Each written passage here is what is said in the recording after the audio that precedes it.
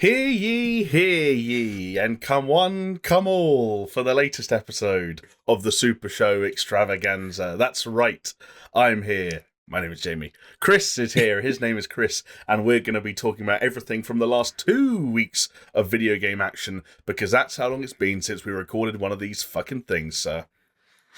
Yeah, we're kind of making it a bit of a habit at this point, aren't we? I know, exactly. But then I guess, I don't know, that's what my doctor's always telling me. It's all about habits, Jamie, like brushing your teeth or having a shower. It's all about forming habits. So we are forming a habit of doing this podcast as irregularly as possible, because that technically still counts, right? Yeah, of course it does. And hey, look, last time it was my fault. I was feeling poorly and I didn't come onto this pod. I apologize profusely. I groveled at the listeners' feet. And they forgave us. And then what goes and happens? Alex Jones doesn't learn from my mistakes, and he goes and gets sick. So outrageous. R.I.P. Alex Jones. Yes, we look forward to his reanimated corpse joining us in the near future. But until it is ready to do so, then we have to continue marching on with 2 troopers. I mean, it's one of those things where it's technically still winter, right? It maybe not actually seasonally, but if you were outside in the weather that we're dealing with in the UK. Like, it's freezing. It's so cold outside. And, like, by all news reports that are coming out, it's going to, like, snow on Tuesday or Wednesday. There you go. It's March. Yep. What are you thinking, Mother Nature? Plus, 2 of the 3 of us have children. So, you combine those 2 elements together, and it's really no one's fault. Are you talking about your poo babies again? Yes. I told you, like, we don't need to bring that into... Yeah. No, just cut it. Okay, I can. I thought it was public knowledge ever since Pusha T did that track about me. Accused me of... Yeah. But... wow. There we go. That was about me. My poo baby called... was it called Added... I get confused because the song's called Adonis. Adonis. Okay. Adidon, yeah. Yeah, but that's... I don't know. I think that was a play on words. Because you know what King Push is like with his... Well, just rappers in general. If there's one thing they tend to like, Chris, it's wordplay. But you know what I like? Podcasting. And there's no better way to do a podcast than to record it, then share it with the world on places like YouTube, where you might be watching this right now. If you are, hello, welcome to you. Give the video a like, subscribe if you feel so inclined, and maybe leave a comment in the comment section down below. We also sometimes share this video on Twitter. I don't do it, but there's this thing that automatically tweets whenever the audio version of this podcast goes up. And every time Jonesy edits and uploads the podcast, he loves to retweet it. Like, to send it out in the world. Just by the way. Yeah, by the way, FYI, for your information, exactly. There's a pod. You know, that like, you think about every time I read the Bible, I think to myself, whether it's Jesus or Moses or any one of those fellas, how far and wide would their word have spread if they weren't, standing up on elevated platforms and shouting it to the people, shouting it to anyone that will listen. And that's all we're doing, really. Yeah. Just, I mean, biblical references aside, yeah, sure, why not? Yeah. Like, do you not remember when the guy came back down from the mountain and said, "These 10 commandments are brought to you by Manscaped"? Manscaped, and then the little offer code, and that's what. Hang on a second, something pique people's interest. Now look, 10. I'm gonna say 10 million years later. I'm not good with years, but wow, we're all 10 million years later. Well, because it's like commandments. You have the dinosaurs, then you have Jesus, then the Ice Age, and then cavemen, and then Queen Victoria, and here we are. Wow. You know what Queen Victoria didn't do a lot of? Tweeting. It wasn't around back in the day. It's around now. We do some of it at Super Show Pod. And you can also just listen to this podcast on podcasting platforms like Spotify, iTunes, Google Podcasts. Any good place for getting podcasts is a good place to get us. I recommend you do so. And hey, that doesn't just mean sticking to the big outlets for podcasts. That also means supporting your independent outlets, maybe even independent digital radio stations like Paisley Radio over at paisleyradio.com, because they beam this podcast out on Thursdays at 10 p.m. If you miss it, they repeat it on Mondays. And I can tell by your reaction, Chris, you agree with me that there's no better way to receive a podcast than having it beamed into one's ear holes. Yeah, I like that thought of beam, because it kind of brings to mind like the bat signal, but like specifically to you. Do you know what I mean? Like, yes, the bat signal put up above your house. If you look out of the window every Thursday at 10 p.m., repeats on Monday at 10 p.m., and look outside. You will see the SuperShow logo, just a big SS in the Yeah. sky. It's one of two things, Jamie. It's either you're in for a good podcasting time, or you need to go and hide in the bunker. One or the other. Like, it's a coin toss at this point. It might be a bit of both. I mean, here's one thing I'm pretty sure about, is if that Adolf Hitler was alive today and trying to share his ideas around the world, he'd probably have a podcast to do so. Can you imagine? He would as well. These alpha male podcasts that are getting like clipped up and torn to shreds on Twitter at the moment, because it's just like 16-year-old white guys talking about their supreme alpha mindset and grind. Oh no, like the Sigmas, like Aiden Ross and all that shit. Yeah, like I don't touch my dick because I'm a fucking Sigma. It's like, okay, bro. I think this is our way of saying that Adolf Hitler would have probably been a top G and already found his way out of the Matrix, and may or may not have lung cancer in a Romanian prison. That's for you to decide. Jesus Christ. But yeah, we need to rethink that logo. We can't shine that beam up into the sky. Yeah. Um, Upaho? Just get rid of the S's entirely. Upaho. Upaho.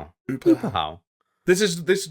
I'm just thinking of Oompa Loompas now. This just sounded like a rolled dog creation, which again I don't mind. Upaho sounds like the director of such classics as Postal and Blood Rain, the movie adaptations. Yeah, Uwe Boll. The Uwe Boll. Yeah, I can see SuperShow, Uwe Boll. Maybe we reach out to him. That could be a fun spin-off. Oh, he would be. You know what? Actually, that would be an interesting fucking guest.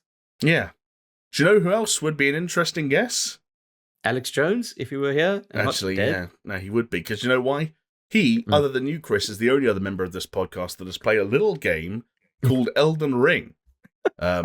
Some people's game of the year 2022, other people's game of the century, and the century isn't even over yet. Some people's favorite game of all time, even. That's right, it was critically acclaimed, and when you make something good, rule of thumb is give people more of it, Chris, and that's exactly what FromSoftware allegedly, not even allegedly, it's 100% confirmed, they said it themselves, it didn't even really leak, they just tweeted it because that's the kind of nonchalant Japanese motherfuckers they are. DLC, or an expansion as they're referring to it, has been confirmed in the form of Shadow of Erdtree. In development, they look forward to inviting us on new adventures in the lands between, but when we do not know. Chris, I'm afraid I'm going to have to defer to you on this. Even if I had played Elden Ring, you would still be our de facto in-house expert. So, how are you feeling about this? Was this a day of rejoice for you when you saw this tweet? Yeah. Look, it totally was. A lot's happened, Jamie, in the last 2 weeks that we've had the pod. I think first off, I just want to say shame on you for not playing Elden Ring yet. Oh, honestly, yes, shame on you. Yeah, fine, I'll accept that. Because whether you played it for an hour or taking your time to beat it, it's a good time, and you need to get on that. And I don't think I want to come back to the podcast until you have. So there's a gauntlet thrown down. Oh, Jesus. Okay, that's a little pressure. So it's up to you. Look, it was a welcome kind of surprise, but it wasn't really a surprise because, over the past few months, there have been updates to the Steam database, where they're like load in things to test them on a private fucking fork of Steam or some shit. I don't know. I'm not a technical dude. I don't know how that shit works either. So yeah, exactly. But like stuff has been added to Steam to show a bunch of like placeholder names for bosses, etc. I think they've got like maybe 30 bosses, etc. in that last leak. How much of it is gonna make it into this DLC? Who the fuck knows? But yeah, Shadow of the Erdtree. So the funny thing about this is not only did they just out it as a tweet, Jamie. Yes. They did it at 2 a.m. In what, UK time or? I think it was either UK time or US time, but either way, like people were sleeping when it happened. Yes, okay? Which again is classic. Yeah, like fucking classic Bandai Namco. And they announced it with like that little blurb that you read out and a single image. No fancy trailer, just the fuck. And you know what? Like, fair play to them. That's all they fucking needed to do, because for the next few days, all I could think about and all I could read and all I could see on my fucking timeline was Shadow of the Erdtree. Yeah. So, as I'm the only one between the two of us who can like talk about it, I'll just give a little bit of kind of info. Yeah, break it down. The first thing being that it's actually quite late for a DLC, even at this, like even if it had to launch today, it is quite late I see. for FromSoft to release a DLC from a game that they would have DLC for. Because like Sekiro came out, although it was published by Activision Blizzard, it never got a DLC, and it Yep. could have, by all means, it did have an update, but not a DLC. So it is a little bit late. In general, FromSoft DLCs are pretty good, and they usually introduce a lot of people's favorite fights, boss fights, because that's what this is all about, right? It's all about the boss fights. But yeah, like in the game, the initial game, the base Elden Ring experience, there's a lot of avenues that this DLC could have gone through, and when all this stuff on SteamDB kind of leaked, everyone was like, "Oh, I wonder what it's going to be." What it does seem to be, from what the image was, or what's in the image when it was released. So it showed the Erdtree kind of now lost its luster, as it were. It seems to be another tree coiling around it. There's a field of barley, because obviously Sting is creating a score I wonder when he would for get this involved. game. Yeah, I mean, it was only a matter of time, really. And we see our trusty steed Torrent being ridden by someone with like fairly light flowing locks, which a lot of people have been saying is Miquella.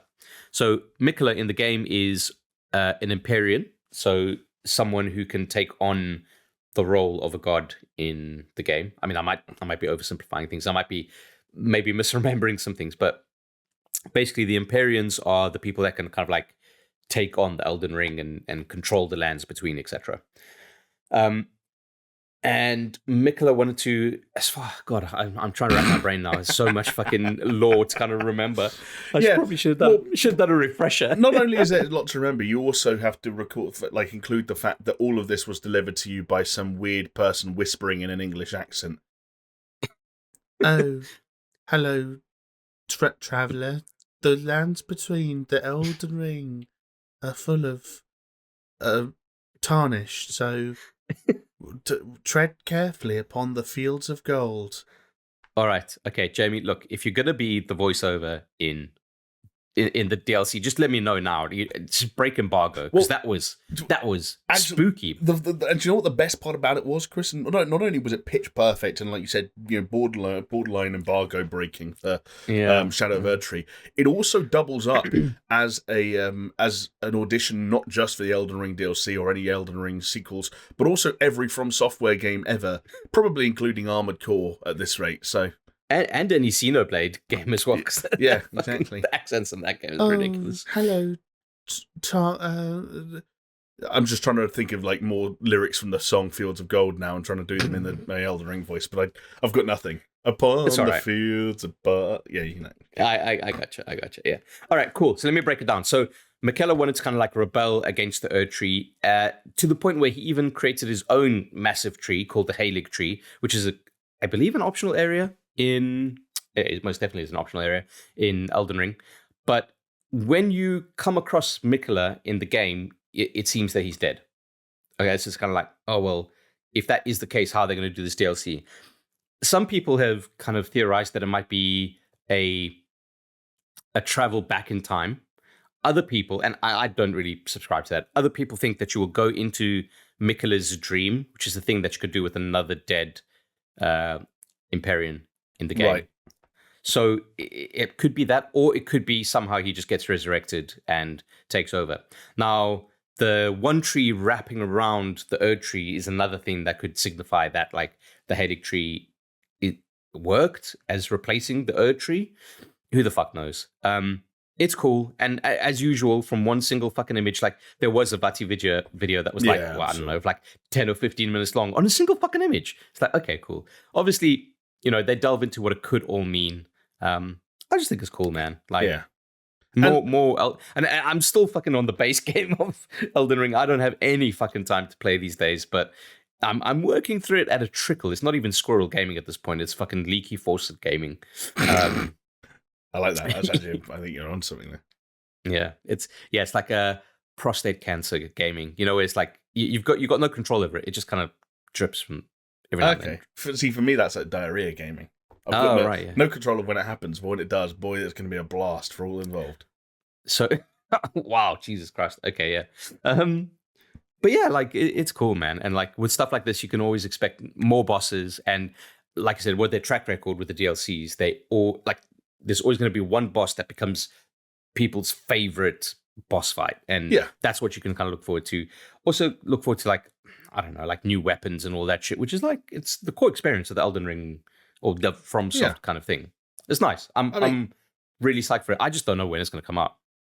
no, that's the interesting thing because of obviously that this is now in the midst in terms of From Software's upcoming projects with the aforementioned Armored Core sequel, which Yeah. some people, I believe, since we last recorded, started speculating that that game could see release before the end of this year. So you then get into a weird situation of like, well, actually, is Armored Core first, for want of a better way of putting it? Like, could Armored Core actually be out in that September to November region that was rumored? Because From Software, as you hinted at, they move in mysterious ways. They say as much or as little as they want to say, and I also feel like that sort of slightly drawn out process that they went through with Elden Ring, where do you remember they did that really early teaser trailer that introduced Miyazaki and George R. R. Martin working together, but was all very sort of like it was tonal and sort of like set dressing, and it wasn't like there was and it felt like it was 2 years before we saw the game proper.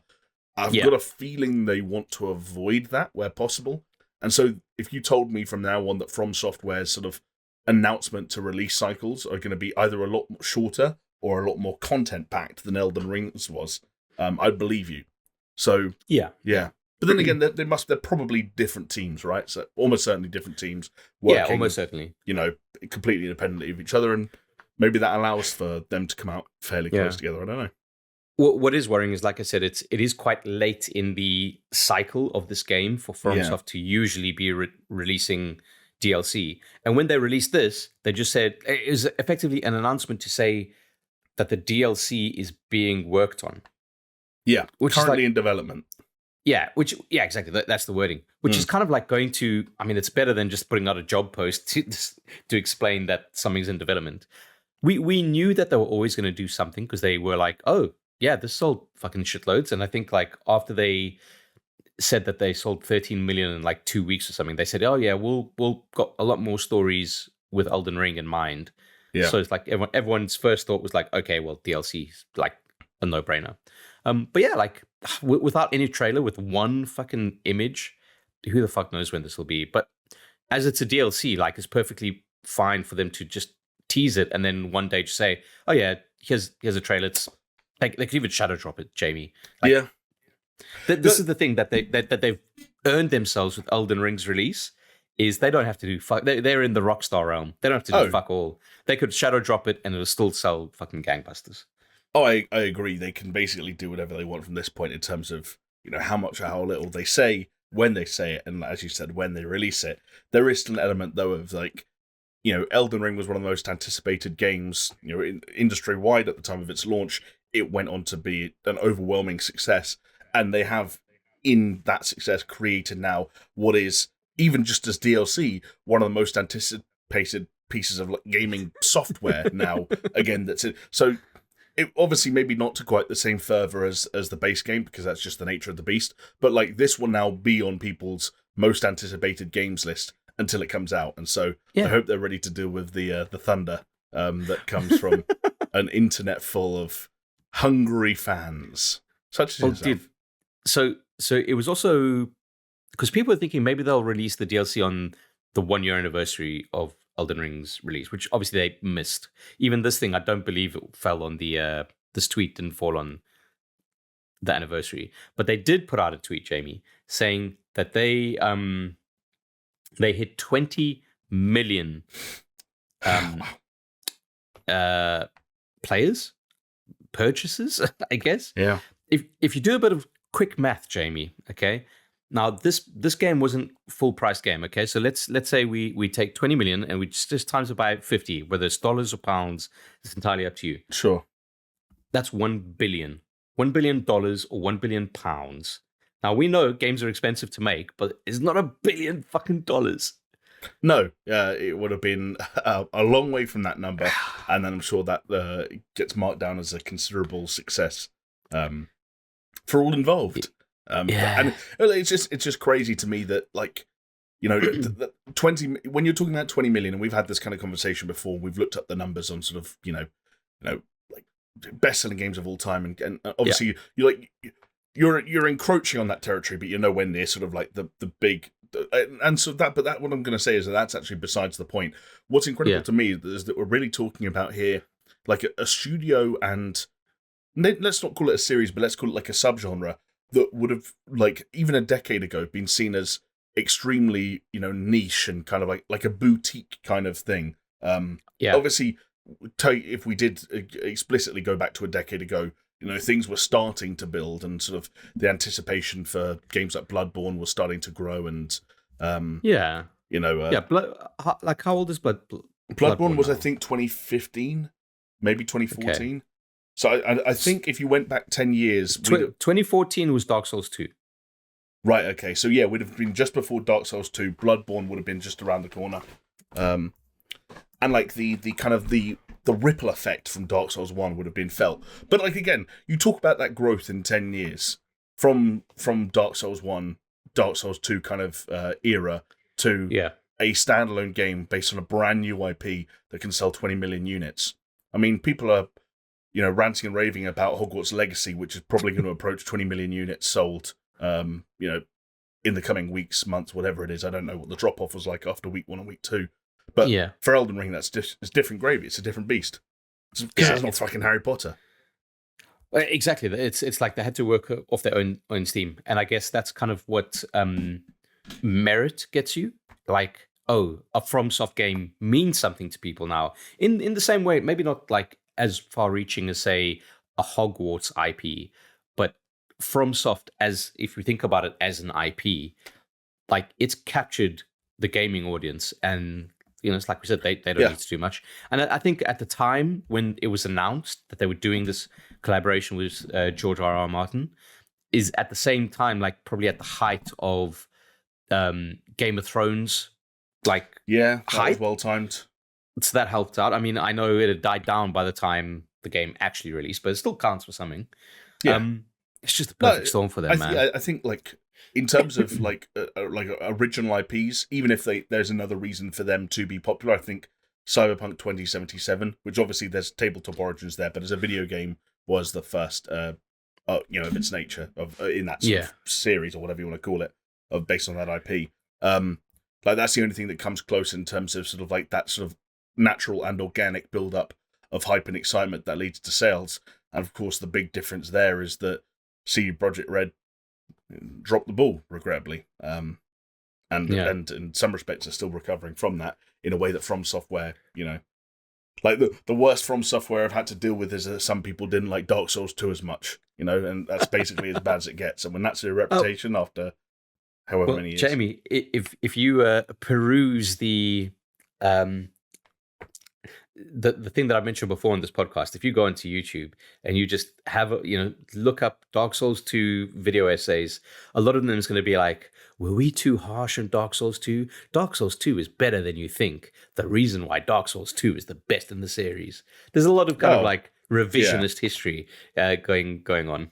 Yeah, and to be fair, Mike, I don't know where that revisionist history came from, but then there's also the argument, the age-old argument that if some the people... algorithm, bro. Well, there's that, but I was going to say also there's every chance these people decided to do the classic thing of like, let's see what FromSoftware were up to before Demon's Souls, and that is a kettle of fish that no one should set themselves up for. Like, no one, whatever you do, no matter how engaged you think you are by FromSoftware in the history, don't go and play Kingsfield. It's just not worth it. Word of warning. But it sounds like, for all intents and purposes, Chris, this DLC will be worth the wait. So we'll watch on, and we will remain excited. And I will hope to have played some amount of the base game by the time it comes out, so I can join in the fun this time. I mean, you got to do it, Jamie. You just literally have to do it, because you are missing out on, without any hyperbole, the game of the year last year. I'm not going to say the game of the decade or the best game ever, because I mean, I don't think it's that. Chris, there's things about this that you don't appreciate. For example, let me ask you a question, point blank. If I had played Elden Ring in, say, the last week, how would I have found the time to complete the entirety of Outriders for no reason? I mean, I can't answer that There question you go, for you, exactly. Until you can answer questions like that for me, then then you're dead to me. Not literally. But you see, okay, hold on, because I hear stuff like, "Oh, you played Outriders." I finished That just kind of Outriders. yeah, you finished in like Outriders. 4 days. I'm just gonna sit down and play this. See what That happens. that just feels like you're making excuses to not play Elden Ring at this point. It's like, Sometimes what have I got? What have I got? Outriders. Okay, cool. it's Okay, it's intimidating.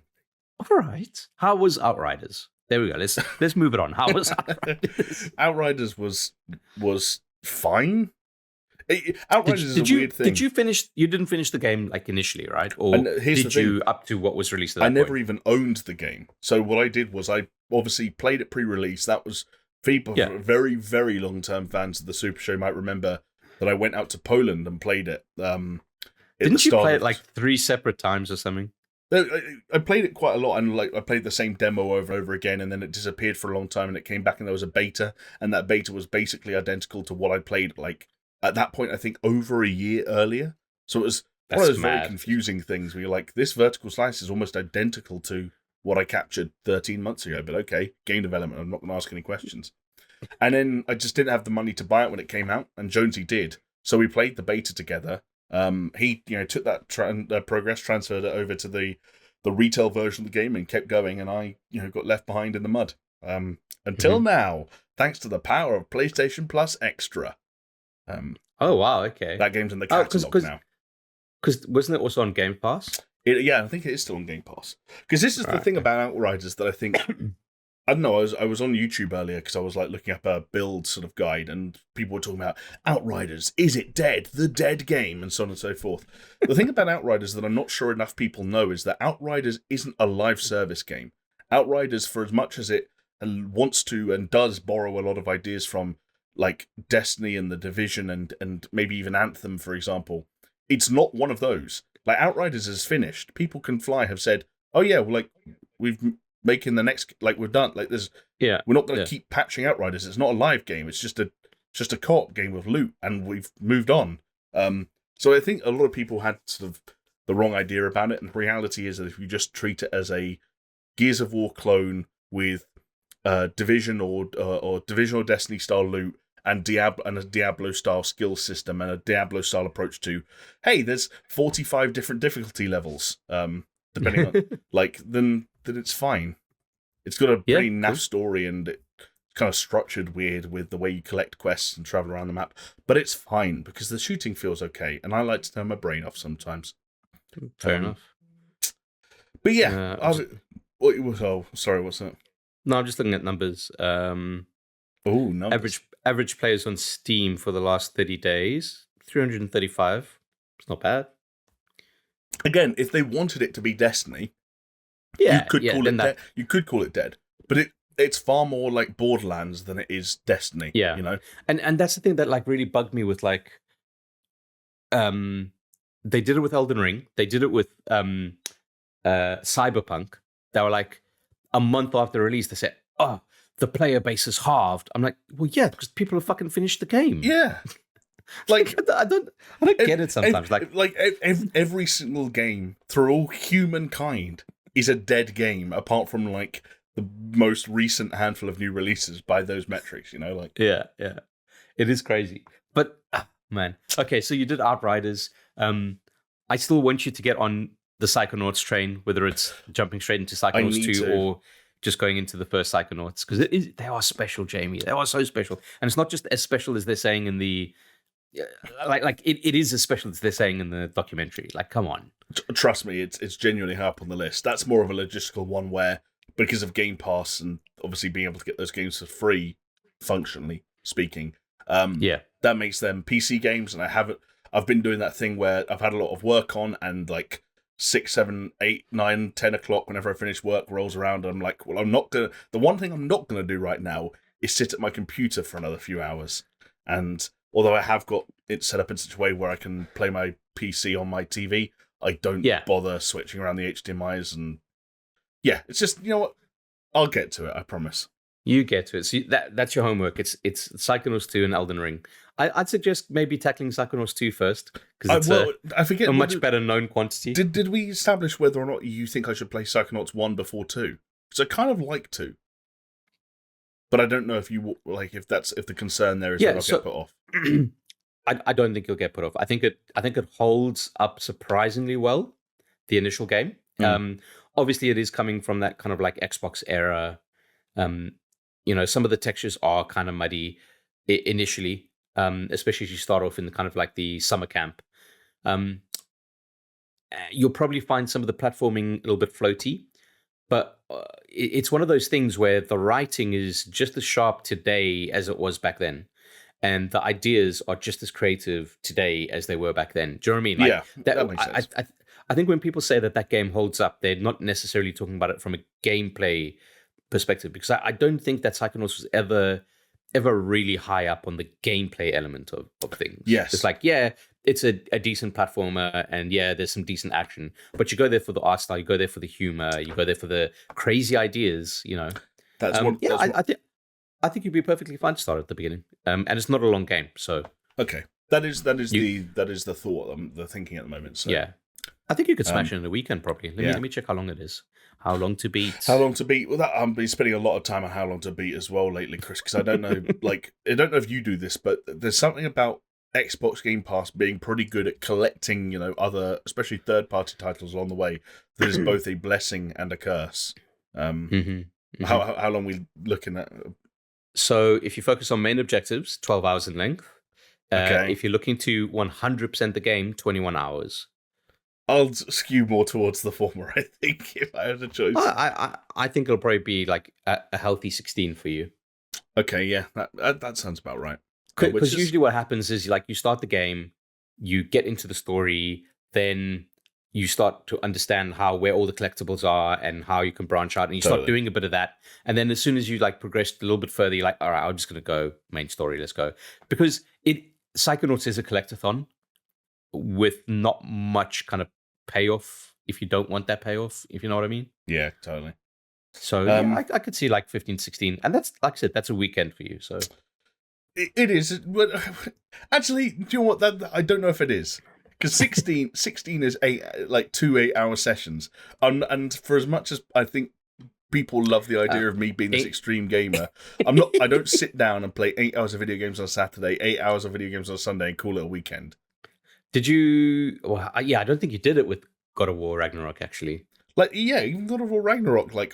You used to do that though. God of War Ragnarok. Yes, the God of War 2018. I played until I'm not going to necessarily call it my retinas because I'm not enough of an anatomy expert, but my eyes would hurt by the end of the day, and I had to rest them overnight.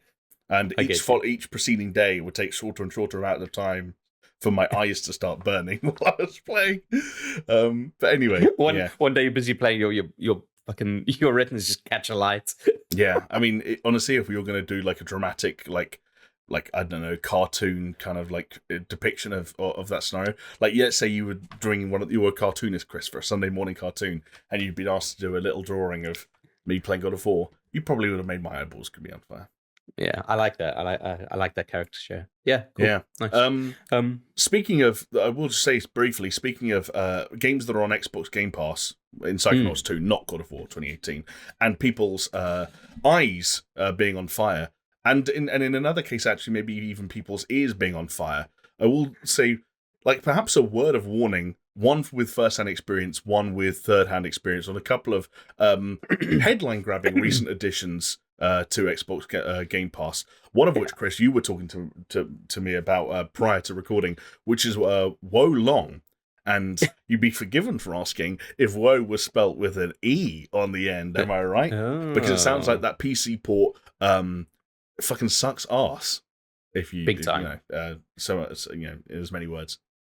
Yeah, I don't have first-hand experience on this, but I was reading up on the situation because it was trending on Twitter, and it's I like to see the trending tab. What are people talking about it? So it turns out, Jamie, that as you said, that this PC port, it sucks ass. It was a day one release on Games Pass, so people were kind of hyped about it. Yeah, that's the kind of thing I might install. Yeah, Team Ninja make fun AA games, I'd imagine. The Neo games were cool, and in a similar genre.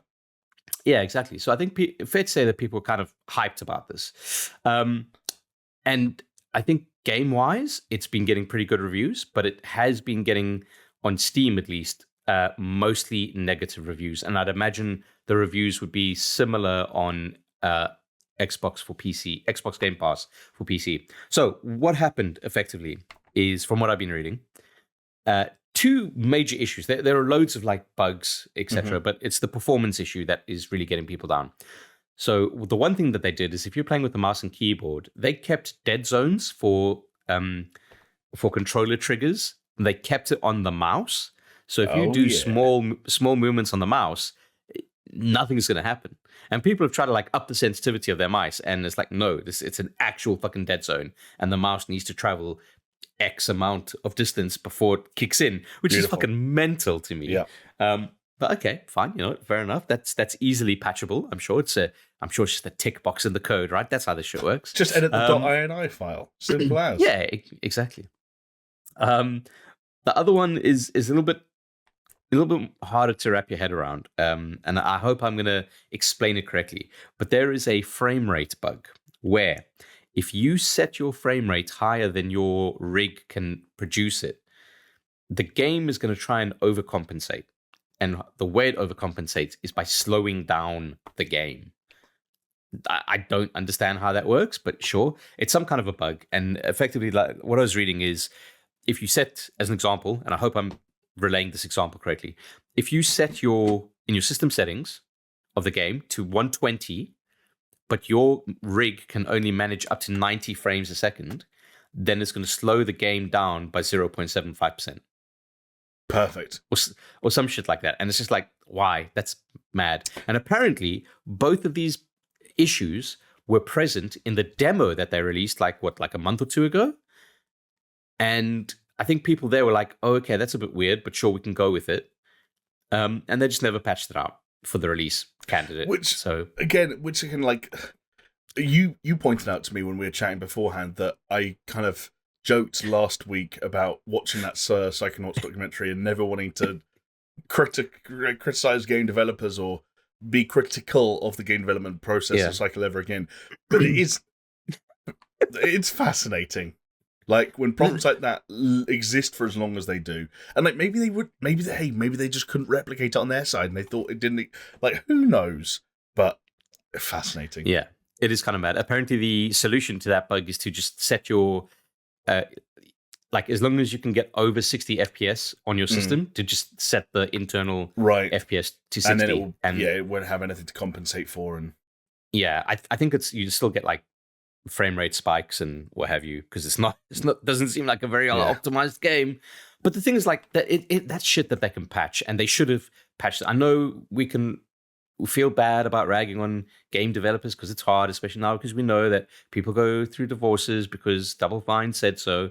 But at the same time, if it's a problem in the demo, and I'm sure they would have gotten feedback from that demo, even feedback internally from before then, if they just listened to their fucking Q&A testers instead of molesting them. I'm not saying that Team Ninja molests their QA testers, but some companies do. Some companies do. Some French companies. So I just think it's something that, maybe you popped the priority. Yeah. Maybe. Plus, like, sometimes there are technical problems like this that are perhaps, the reason they're happening is slightly confusing. How to fix them is slightly confusing. The amount of like time they have to fix them and the amount of priorities they have to deal with these are all things we're not privy to, and so that they can be, I guess, like as you're saying, somewhat easier to forgive, assuming that something's going to get done about it in the long run. That isn't to say, though, for all the the Double Fine jokes that we're making, that you can't criticize games for making outright bad creative decisions. Like fundamentally, again, regardless of time constraints or budgetary concerns or whatever the case may be, or personal life strife in the case of an individual developer, like, bad art can still be created. Or in the case of a game like Atomic Heart, bad writing can still be done, and bad VO of that writing could be recorded, which is, hey, go figure exactly what happened. This was the ears bleeding that I was, ears on fire, that I was alluding to earlier. Okay. I've only played like 2 hours of this game, which with the kind of how it extended and I don't know, I'm not going to say overwrought, but let's just say overlong that game's intro hasn't amounted to a huge amount of gameplay. But what little I have seen of that game, or what little time I have spent with that protagonist, wow, they really sucked a video game protagonist out of like 2003 and put him in a weird, like Russian sort of Bioshocky first-person shooter, day one on Game Pass. How the fuck did this get made? Weird thing, and I don't quite know how I feel about it yet, but So it's funny. I was listening to another podcast, the No Clip podcast, actually, and Daniel Dwyer was talking about it, and there was a really interesting thing that he brought up because he was speaking to one of his co-hosts about it, and I think one of his co-hosts is like half Russian, like his mother's Russian or whatever it is. Okay. And they were like, Russian. Oh yeah, exactly. And they played the game in Russian, and he was like, yeah, it sounds fine, like the voice acting, the words, it's all fine. So Daniel Dwyer was like, oh, I wonder if there's like some kind of a translation issue, etc. But also what he was saying, and I think this is the most interesting point, is, we take for granted, I think sometimes, of how similar we might think Russia is to the West. I'm not talking like American West, like even like European, right? Sure. But actually, they are so fucking different in a lot of how they see the world, how they go about things. And what he was saying is like, he wonders if it's us with our Western sensibilities kind of thinking like, oh, that sounds a bit hammy or whatever. But actually, to a Russian audience, it's like pitch perfect. Pitch perfect for what they're used to, or pitch perfect for what they think Western people talk like? Well, because it's like a big. I think the character is canonically Russian, but like in the version of it that's been localized for Western markets, it's like an American accent. Oh yeah, sure, but like imagine if you were playing that game with the original Russian. Is the dialogue still the same though? Because like, I don't know. So I think that they definitely had a idea to appeal to a Western audience, because obviously you want to appeal as much as you can to any audience so you can get sales and money. But what I'm saying is like a Russian's idea of what they think a Western audience would like is different to what a Western developer's idea of what a Western audience would like. Yeah, so that makes sense. So it's like they might think like, hey, being like misogynistic, etc., is still accessible, whereas still hip, still down with the kids as long as that kid is male. Because... Wait, Chris, we're playing video games. Of course, the kid is male, right? Yeah, well, there we go. But yeah, whereas like maybe things have progressed a little bit more in the West, or not. It's definitely an interesting depends on theory. The developer. It's definitely an interesting theory. It's not dissimilar to kind of like what was going on in my head before, which is like, hey, was this a like largely Russian studio that didn't have the capacity to translate and localize and record VO for the West, and so like farmed it out to a localization studio that didn't do very many video games and had a very limited or narrow idea of like what that audience, like kind of like you said, like what that audience wanted and what that audience thought was standard, So it is a Russian developer, but I believe some, I don't know what percentage, but some of the devs that worked on the game lived in Cyprus. I think that's where the headquarters are, right? The studio. Yeah, so look, like Cyprus and Greece have like a big influx of Russians because like they have, like you can buy passports effectively. Yeah. Like buy certain amounts of land, donate certain amount of money, we'll give you a passport kind of situation. Also popular holiday destination. So yeah, I think that's where they're headquartered. And I think that obviously they had started this, or I don't know if they'd started, but we found out about this like during the COVID era. So they were obviously working through that kind of logistical nightmare. Yeah.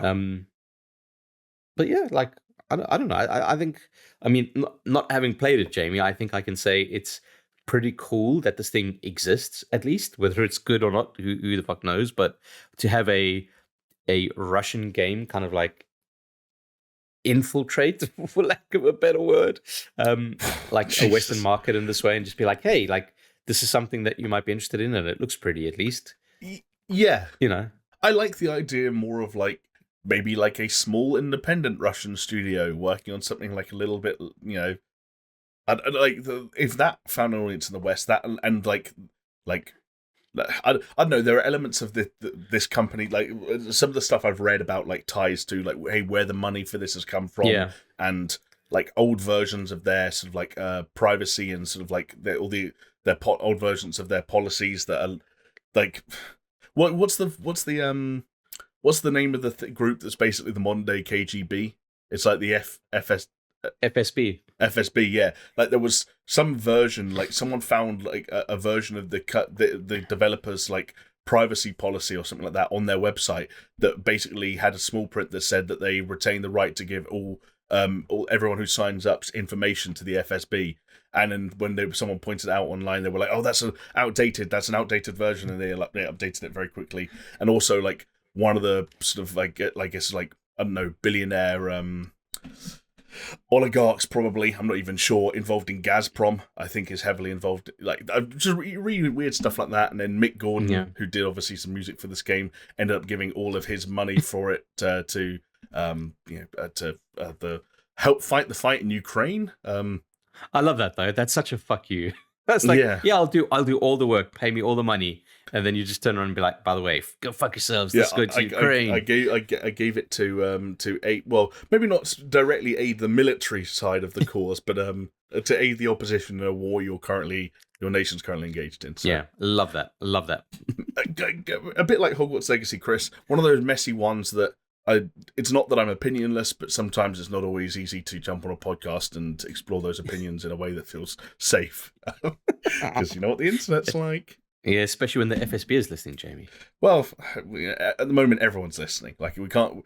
I'm just as worried about the FSB. We're a podcast. We hope everyone's listening. I don't know if they are, though. Yeah. Well, do you know one way we can find out if they're listening? Is by encouraging them, if they're enjoying this podcast and they want to see more of it in the future, to go to patreon.com/SuperShow and show that support in a monetary, I guess, sense. Let's be upfront about the nature of this transaction. And then if anything happens, if there's any movement on that needle, then we know people are actually listening. And if things stay the same or get worse, no, if things stay the same, they're probably not listening. If they get worse, they're definitely listening. That link, once again, it's patreon.com/SuperShow. So if you are interested, head over there, take a little look around. Like we said, we have multiple tiers that you can pledge from, and they each have different benefits associated to them, whether you want to get access to a Discord server or whether you want to get access to a bunch of Patreon gated content that we've been making over the years. It's all there, so take a look, see if anything takes your fancy, and by all means, if you do feel so inclined, feel free to pledge from as little as $2 a month. There are some names on screen of some fine folk that have already been so kind as to do that, but we also want to give some personal shout-outs, a personal touch, my lips, teeth and tongue, saying your name, to Aaron Cameron, Athletic Gravy, Brimstone, Cole K, Devnat Coburn, I Snort Rock Salt, Jesper Camdell Nielsen, Leo Merger, Mindful Pig, Mr. Anthropic, Pastors Guild, and the big dogs, the head honchos, the directors of the members of the FSB. No. Brett Z, aka Shell Shock, Geometric Potter, Hacksaw Bookread, Manuel Guerrero, and Peaswad. Or as Chris and I were saying before we recorded, 2 peas and a wad. I don't know if that was, if these made that joke before. If not, peas, you can have that one for free. Chris, it's been a couple of weeks since we've been able to chat games, and that means it's a joy for us because we get to look back over the last 2 weeks of gaming news and announcements and happenings and pick out our favourite bits to chat about. One of them, fortunately, wasn't quite 2 weeks old, so hopefully not everyone's bored of it, but it was slightly more than a week old. We just missed it by not recording last week's episode, and that was that Sony, and PlayStation more specifically, had another State of Play stream, which, as is slightly predictable, perhaps for a late February stream, it was a bit of business as usual. It was a bit of sort of appeasing what you imagine some of their partners are and fulfilling some of the advertising and marketing beats that they probably agreed out over the last couple of years or months, and kind of paving the way for what people presume will be a bigger showcase of sorts in the coming months, perhaps even before the traditional sort of E3 summertime spot. But for as low-key as it kind of was, and for as much as it really didn't set the world on fire, there were a few things that we thought were worth bringing back up and chatting about because we liked them, or because we didn't. Ooh. You're going to have to listen to find out what's what, but I think it's going to be pretty obvious with this first one. Resident Evil 4 got a new trailer. Did you play the original Resident 4? I did not, no. No. Okay.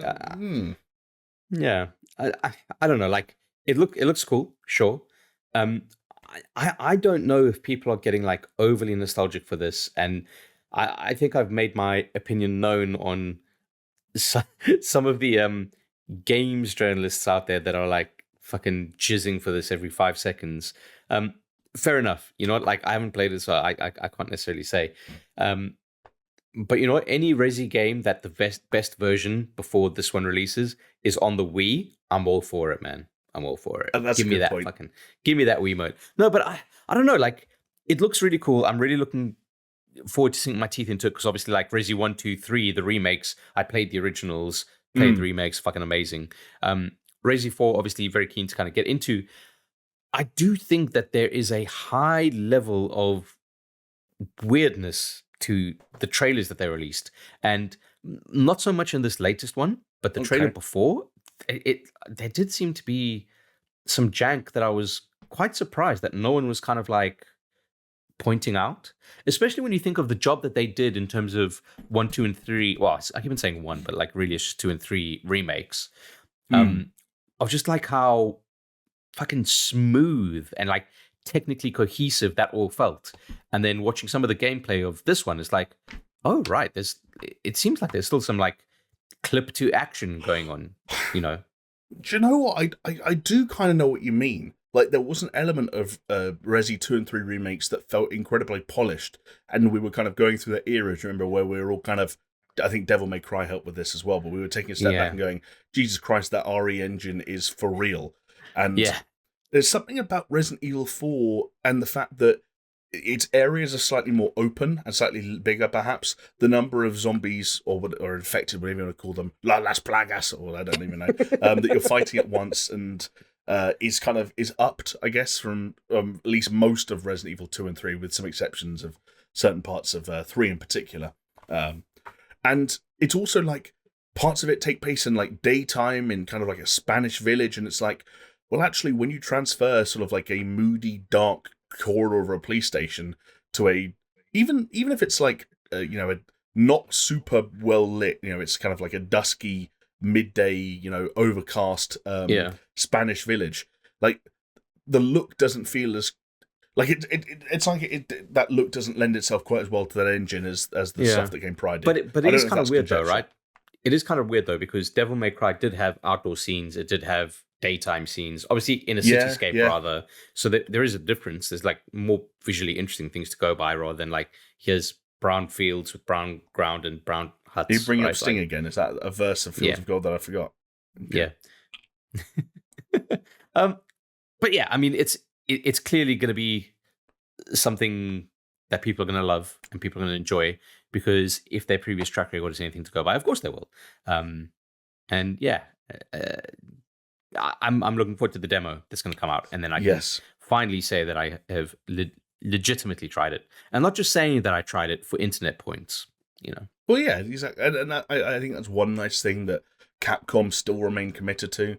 Like they did about 3 different demos for Resident Evil 8 Village. They even did an extra one when that third-person expansion DLC came out. So yeah, the idea that everyone's going to get... Even it's some weird thing where like you get to play for 1 hour maximum on this weekend because Capcom are fucking weird. It's like, okay, we'll still get to play the game and get a little snapshot of whether or not our concerns are justified. Or... Oh, shit. You've just reminded me of something.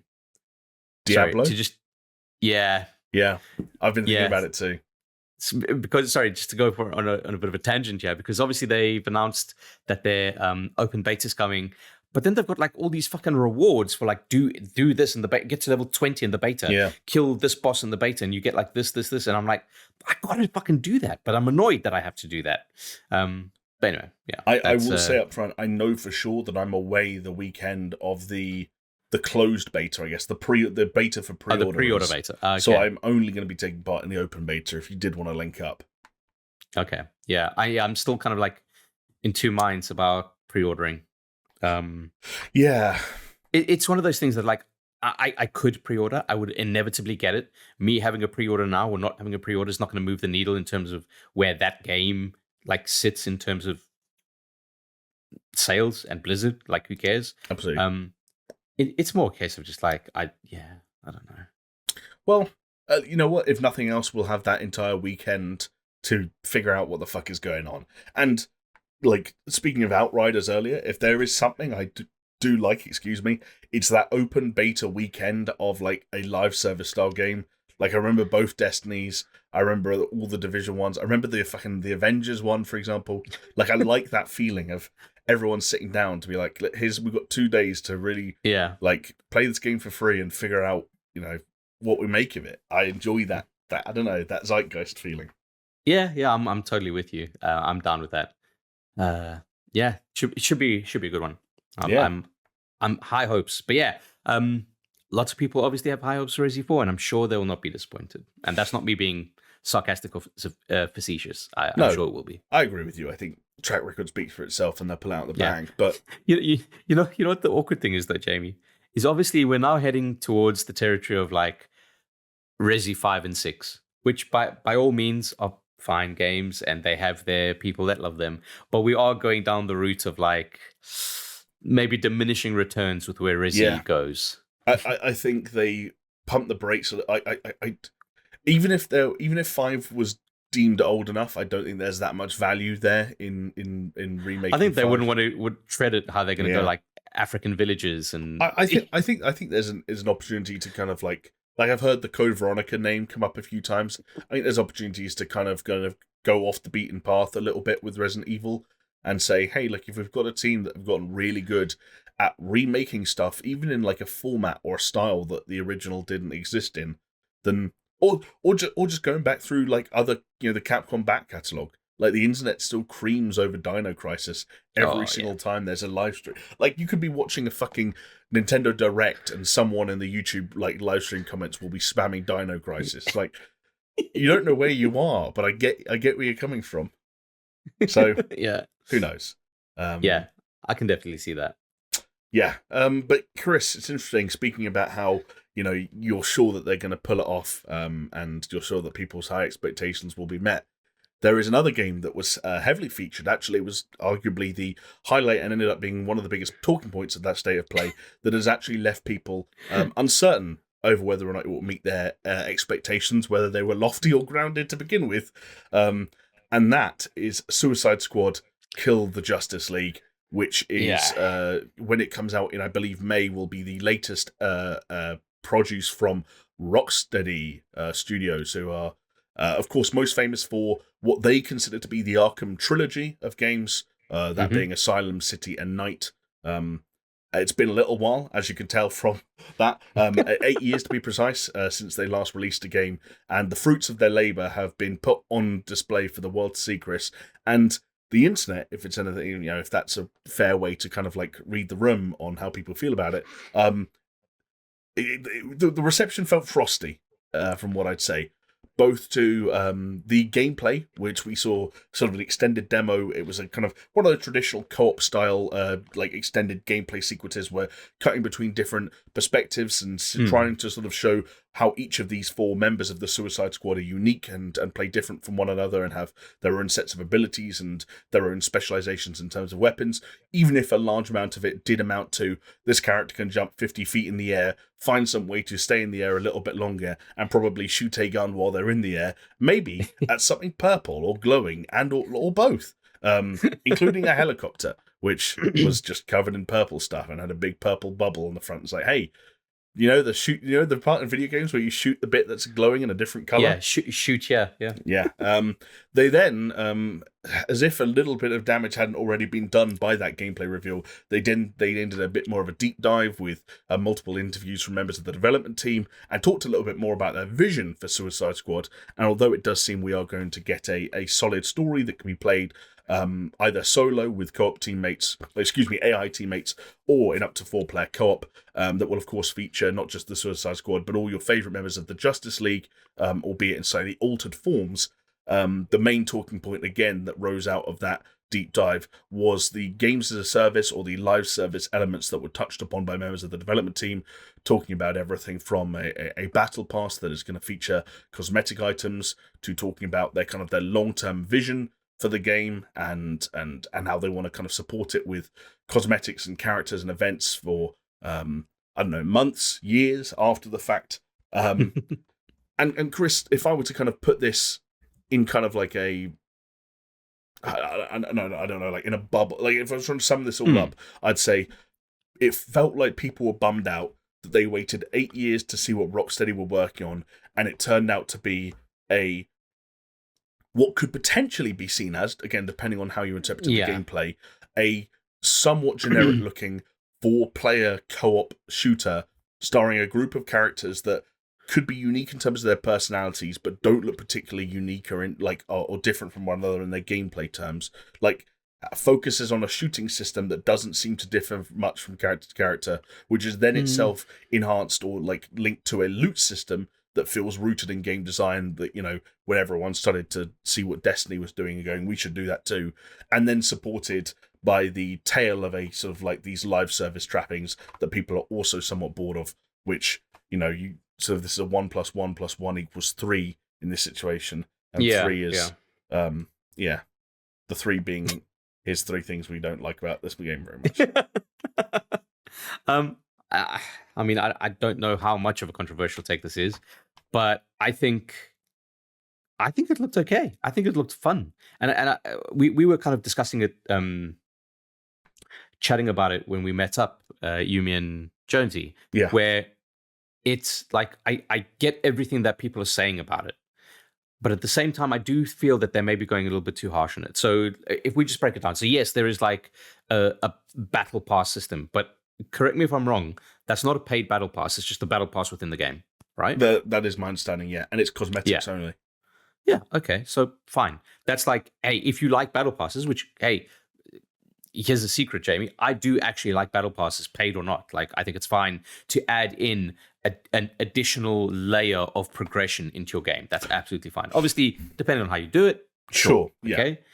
But people like kicking off that, like, oh, that user interface where you pause the menu and it's got one for gear and it's got one for social and it's got a tab for the battle pass. It's like, bro, that's just where we are now. Just get into it, right? Like, either let it bother you and know that it's not going to change, or just accept it. Because I think there's a difference here of being pissed off with something that the games industry is doing. Let's take NFTs, for example. Being pissed off enough that you can change their mind for it to for people to go back on it, okay? And that's what happened with NFTs, it seems, unless you're Square Enix. But there's another element of it of saying, like, why are you so anti Battle Pass? Why are you so anti having a social tab? Right?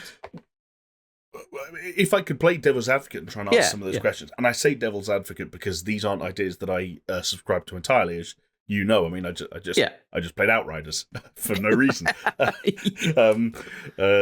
But like, I think, first of all, the battle pass thing, I think some people see that as an element of like, you're taking content from the game and kind of breaking it out in this piecemeal way as a way of artificially lengthening the amount of time you want me to spend in this ecosystem and how much time you want me to play this game, especially when like certain encounters are designed to be repeated over and over again. And that idea of being like, oh, I just killed Flash for the 9th time, so I got 1 level up on my battle pass, and now I've got my, like, a pair of, you know, Australian flag budgie smugglers for Captain Boomerang, and also I just killed fucking Wonder Woman for the 12th time, and she dropped an LMG that does 3 more damage per second more than my previous LMG, but only when I'm shooting.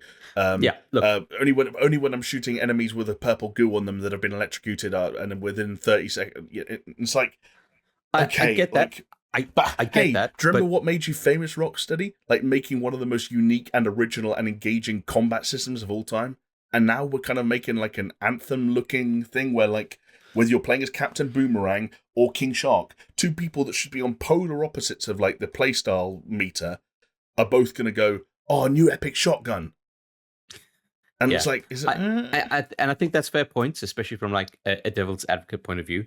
And I think there is some merit to it. But at the same time, I think, like, look, don't get me wrong, I fucking hate gear score. Okay, just give me like plain numbers. Don't give me a fucking tallied up gear score, because that fucking does my head in. But anyway, that's a personal preference. But I think a lot of what you're talking about is not necessarily It is pushback to the system, but it shouldn't necessarily be pushback to the system, in my opinion. It should be pushback to the implementation of that system. I Okay. don't think there's anything necessarily wrong with that system. But you're right. When the implementation of a system like that is you have to beat Flash 9 times in order to get like an incremental increase in your gear score, an overall gear score that just means one fucking thing. I don't think that's viable. But if you take a system like that where it's cosmetically charged, okay, but it gets fed out in a fair enough cadence, okay, then that's not a problem to me. If you are talking about a power creep in terms of what your weapons are doing, guess what, motherfucker? ARPGs have been doing that since fucking Diablo 1, right? Right. There's nothing inherently Well, wrong with that system, but there is something wrong with how a developer might implement a system like that. it's like when I used to say to Jonesy, every time he got angry about seeing numbers coming out of a character's head, and I would always tell him, numbers are always coming out. It's just some games show you them and some games don't.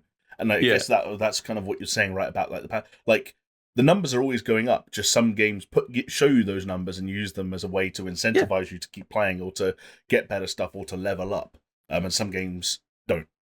Yeah, exactly. Like I think gear score was introduced as a way to kind of make that less difficult to navigate how you are progressing as your character with your loot.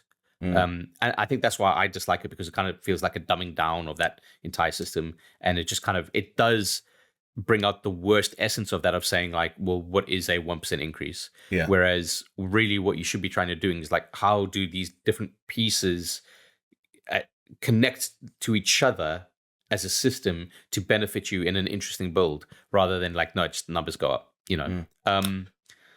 but yeah, like that's why I say like the system, I think, is fine per se. It's not perfect, okay? But I don't think it's a bad system to fucking the whole internet to rally against. Like what we should be rallying against is how it's implemented and how predatory it can be.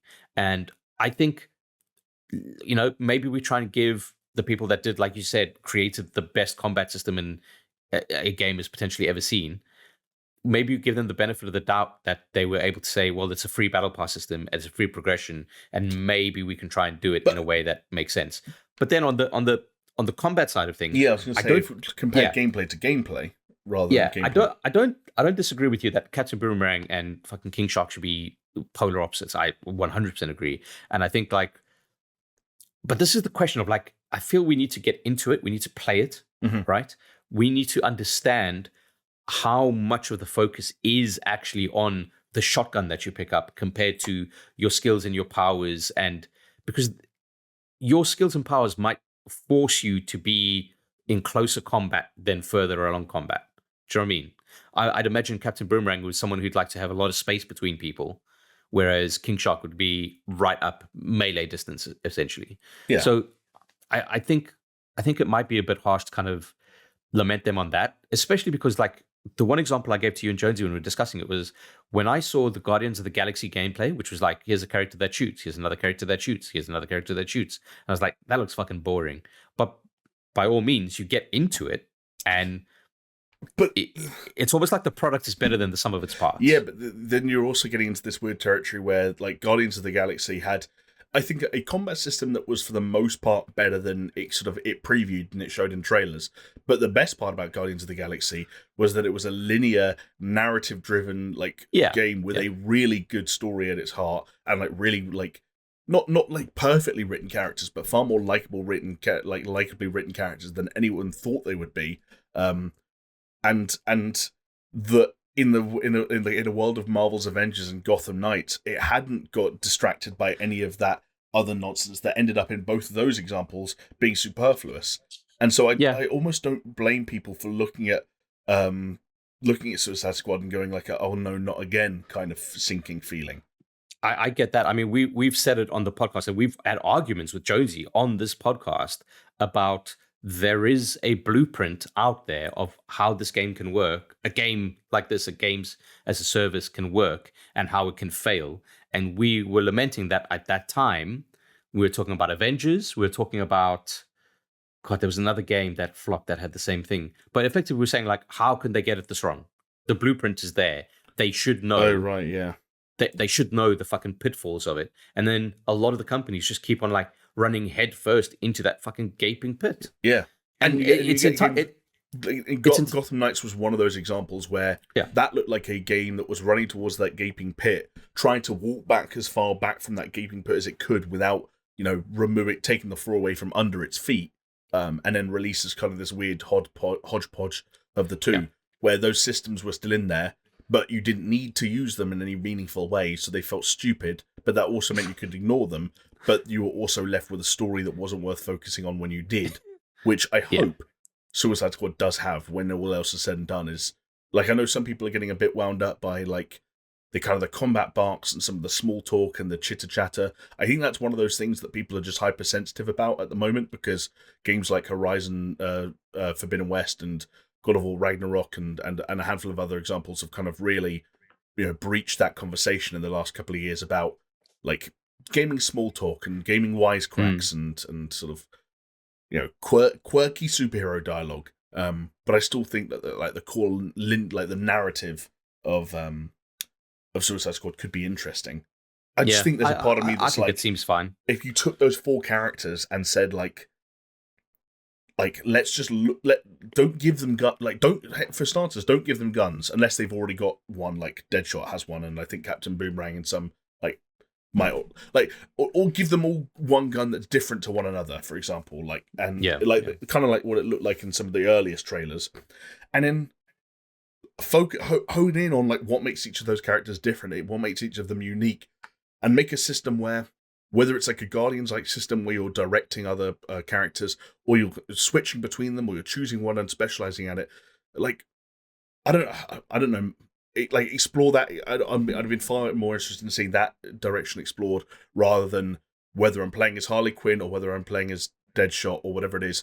I'm still grinding for this, whatever fucking Suicide Squad's equivalent of the Gjallarhorn is, this rocket launcher, this minigun drops like in it has a 1 in 132. Like, I'm not entirely bored of that. I wouldn't have played Outriders this week if I was. So that's why I mentioned earlier that some of this is playing devil's advocate. But I still think there's a part of it that's just like, I'd be less bothered by this if this wasn't what Rocksteady had taken 8 years to produce. Yeah. The 8 years thing kind of blows my mind. Like, to have to bankroll a studio for 8 years just because they produced like a really good trilogy. Yeah, that takes a lot of buy-in from anyone. That's an incredible amount of money. I don't know the up-to-date numbers on how big Rocksteady is as a studio. That's an incredible amount of money. An incredible amount of support. For instance, we also don't know what they've been working on in that time. So there were rumors of like, hey, they're working on a Superman game. Yeah. Well, turns out they didn't. But were they? Do you know what I mean? Like, how long has Suicide Squad actually been in development in a point of saying this is the game that we are going to make, and it's called Kill the Justice League, and this is the story or the beats of the story, Yeah, I mean, to your point, like one game that I've been asking to see again every single time Microsoft have had some kind of live stream, for example, is Fable, which of course was known about for years prior to a reveal, and now it has been years since that reveal, and it's still just that one trailer. Andy Robinson on the second episode of the VGC podcast, which obviously you could tell episode 2 started very recently, said that he had heard, I guess sort of like off the cuff, like I don't know, he didn't state a source or anything like that, but he had heard that effectively Fable has just gone into production, like in terms of like figuring out exactly what that game is and building a team. It's just gone into production. And when you look at the they talk about this a lot during that episode of the podcast, like how difficult it is to hire and secure talent in the UK, especially at the moment, and how much difficulty they had, the fucking Forza Horizon team had figuring out like actually what is a Fable reboot and how do we make that work in the Forza Horizon engine. And it's like you lay all that stuff out and you're like, yeah, that probably might take a long time to get to the point where you're like, okay, this is our idea, and we're doing it. And maybe for Rocksteady, it was very much the same thing. It was like, what do we do next? Like, can we use that combat system again? If we don't, if we decide that we need to redefine ourselves and move on from Arkham Combat, but want to make the same impact with whatever we do next, how long do you fucking give yourself to spend workshopping like the next iteration of like Arkham? Or like, what if they said to themselves, we're going to do what for gunplay what Arkham did for Melee? Like, what if that was their goal and they just spent like fucking 2 years prototyping and then came away from it going, we can't. That's the reality of video game development sometimes. It's entirely possible. Yeah, exactly. It's entirely possible. But I will say, just like my final take on it, okay? Yeah.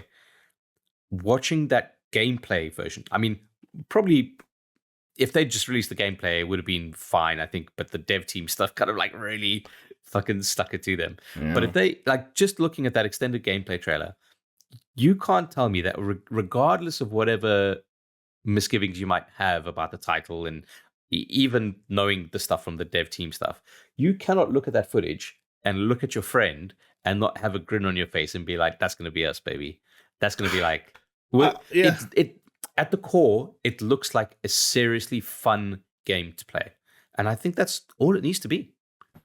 I think the traversal looked fun. I will stand by the fact that I wish the shooting looked less generic. But again, like, maybe it doesn't feel as generic as it looks. I hope it doesn't. Maybe I'm wrong. And by all means, like, maybe I am playing the devil's advocate to what the truth actually is. No, I hope you're not. Like, that's the thing we need to say. I just think it's the pedigree thing, the pedigree angle, Jamie. It's like you said. It's like we should kind of be giving these guys a little bit of leeway. You're not wrong. Maybe on the Warner Brothers side of things, we shouldn't be giving them the leeway. But then Warner Brothers, like as we already mentioned, Warner Brothers gave them 8 years. Yeah, like Warner Brothers. I don't know, but it looks like Warner Brothers didn't put them under any unnecessary pressure to force something, squeeze something out. Yeah, but you say that, but maybe they did, because maybe they got to 6 years, still didn't have anything, and then Warner Brothers says, we are going to shut your asses down unless you release something in 2 years. That's also fair enough. Like at some point, whether you're Rocksteady or not, like you can't spend 6 years not making anything and then not have the boiler turned on underneath your bum. Yeah, of course. Yeah. No, I don't disagree. I think it's going to be a fun game. But then again, I've said that about a number of games that weren't, so don't fucking take my word for it. Okay, you're right. You're right in that co-op always helps as well, right? Yeah, exactly. Like I think the real test is going to be how possible is it as a single player thing. Like how much are your AI companions going to fucking piss you off or get in the way, or is it going to be okay? Just get ChatGPT on the case; it'll be fine. Well, we shall find out. It's actually not too long to wait. Like I said, I don't know the exact date, but I'm pretty sure it's in May. So, yes, we've got, like, I'd say a solid couple of months ahead. We've got some heavy hitters, Resident Evil 4 that we already mentioned, the new Star Wars game, obviously coming out in, I think, April, then Suicide Squad in May. There are a few others dotted around. Diablo, as we've already mentioned. 26th of May. 26th of May. Yeah. And then hopefully, in and amongst all those new releases, we get one of these damn fucking live streams or showcases that actually tells us what people are making for once. Beyond, Spider-Man's coming out in by the December. Like where are the new and upcoming games that we haven't fucking heard of that aren't just like indie stuff? Can I just say as well, from like the state of play itself, I thought it was really fucking wank. Like, we've earmarked Resi 4 and Suicide Squad because I think that was the only stuff that was worth fucking talking about. That's one of those things where I saw the tweet they put out the day before, and they were like, 5 PlayStation VR 2 titles from partners, updates from some other games from partners, and 15 minutes of Suicide Squad. And I was like, beyond seeing what Suicide Squad looks like, okay, that state of play is not going to be good. Yeah. Like this was their contractual obligation state of play. This was we signed deals with Warner Brothers and with Capcom and whoever. And like that's why there were a bunch of games in this that had like shown up in previous state of plays, and now they were coming back to get like the here's remember this game? It's coming out. Remember Tachia, the game that we revealed on a state of play? Now we're coming back to tell you its release date on a state of play, and it's a part of PlayStation Plus. And I actually will play that game. I'm looking forward to that game. Yeah, fair enough. Yeah, cool. But yeah, honestly, Chris, those were probably the heavy hitters from the last couple of weeks. as is often the case in video games, certain stories continue to rumble on and like rumble away behind the scenes. But the fight, I don't know if it's the nice or the distressing side of the games industry means that you can take a week off from a podcast and come back with a neat amount of things to talk about, or that you want to talk about, but not an overwhelming amount of stuff. Yeah. That said, Yeah. if we pull one of these moves like in the middle of E3, we might not have the same luck. I don't know. Well, we'll see. Actually, yeah, it Depending depends who's there. Yeah. Exactly. It's less about E3 and more about who else wants to do their things outside of E3. Yeah. Well, we'll see. We'll see. It's going to be an interesting next 3 to 4 months anyway, and we hope to see you there as we continue to join you when and where we can, in as many numbers as we can, to discuss all the latest goings on in the games industry. Chris, thank you very much for being with me tonight and for sharing your insight, your opinions, and all your words of wisdom as usual. And a special thanks for talking about Elden Ring, because I have no fucking clue what is going on in any of that game. And a big thanks to you, the watcher and or listener, for doing your thing, whether you're watching on YouTube or tuning in on a podcasting platform of your choice. We do very much appreciate it. You can catch us again this time next week, hopefully, if you feel so inclined. Same places, same links, same names, because it's all the same shit. And if you feel like supporting us on Patreon, that link once again, patreon.com/SuperShow. And with that, we say thank you very much for joining us tonight, this morning, this afternoon, like whatever time of day it is. Today, tomorrow, forever. Thanks for watching. Bye. See ya.